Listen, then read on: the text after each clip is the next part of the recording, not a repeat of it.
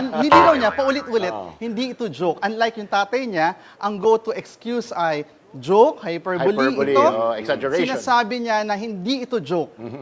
Nag-hire na siya, nakausap na siya na mag-assassinate sa presidente, sa first lady, at sa speaker of the house. So kung bali sinasabi niyo, malaking kaiba ng ginawa ng tatay niya dati sa ginagawa ng VP sa ngayon.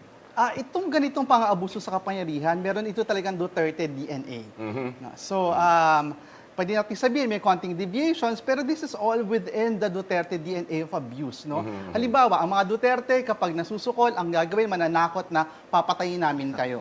Di ba? The same way na the other day, sinabi niya, yung mga nag-file impeachment sa akin, hindi ko patatawarin. Another threat. Correct, correct.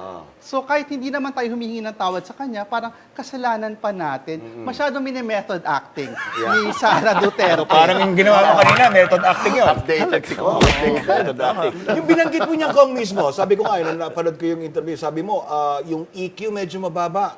What do you mean about that? Yeah, what do you mean, EQ? So, di ba alam naman natin na itong, unlike the father, medyo mas mababa talaga ang EQ nitong anak. Pero sa dulo, this is about character.